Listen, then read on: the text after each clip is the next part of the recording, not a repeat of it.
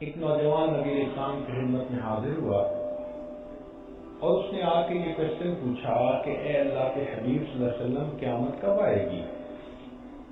فقال، رسول اللہ صلی اللہ علیہ وسلم نے ارشاد فرمایا، ما عادت لہا، تم نے قیامت کے لیے کیا تیاری کر رکھی ہے؟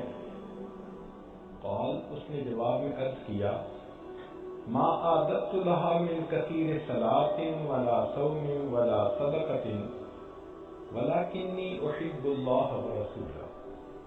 اے اللہ کے حبیب صلی اللہ علیہ وسلم، بہت زیادہ نمازیں، روزے اور صدقے والی عبادتیں تو نہیں میں نے کی، ہاں اتنی بات پکی ہے کہ میں اللہ اور اس کے رسول صلی اللہ علیہ وسلم سے بہت زیادہ محبت کرتا ہوں۔ قال، نبی اسلام نے جواب میں فرمایا، انت مع من احببت، تو جنت میں اسی کے ساتھ ہوگا جس سے تجھے محبت ہو۔ صحابہ کرام کہتے ہیں کہ اس حدیث پاک کو سن کر ہمیں اتنی خوشی ہوئی کہ اتنی خوشی کسی اور بات پر ہمیں نہیں ہوئی تھی۔ چنانچہ ایک اور صحابی آئے، کہنے لگے، یا رسول اللہ، اے اللہ کے حبیب صلی اللہ علیہ وسلم، لأنت احب الی من اہلی و مالی، آپ مجھے میرے اہل خانہ سے، میرے مال سے زیادہ محبوب ہیں۔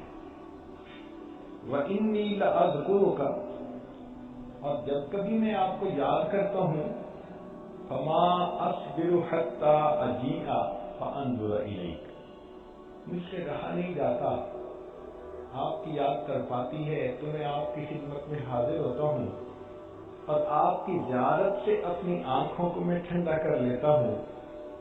وإنی ذکرت موتی و موتک، اور میں یہ بھی سوچتا ہوں کہ ایک دن مجھے بھی موت آنی ہے اور ایک دن آپ نے بھی پردہ فرمانا ہے۔ فعرفت انک اذا دخلت الجنہ رفعت مع النبیین، اور یہ بھی میں سوچتا ہوں کہ آپ جنت میں جائیں گے تو آپ کا درجہ تو انبیاء کے ساتھ اونچا ہوگا، اور میں جنت میں پہنچ گیا تو نیچے ہوں گا۔ تو کہنے کا مقصد یہ تھا، اے اللہ کے نبی صلی اللہ علیہ وسلم، نیچے والا تو اوپر جا نہیں سکتا، اگر میں جنت میں آپ کا دیدار نہیں کر سکوں گا تو مجھے جنت میں مزہ ہی کیا آئے گا۔ اس سے اندازہ لگائیے کہ صحابہ کرام کے دلوں میں نبی علیہ السلام کی کیسی محبت تھی۔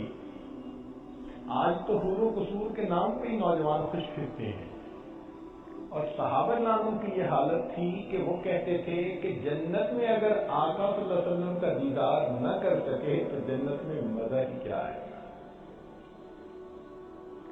تو بہت بڑا اجر ہے کہ اس محبت کی وجہ سے انسان کو نبی علیہ السلام کے قدموں میں جگہ ملے گی۔ اب اگلی بات کہ نبی علیہ السلام کے ساتھ ایسی محبت کے کچھ تقاضے ہیں۔ یہ نہیں کہ فقط زبان سے انسان کہے کہ بھی مجھے محبت ہے، اس کی کوئی دلیل بھی ہونی چاہیے۔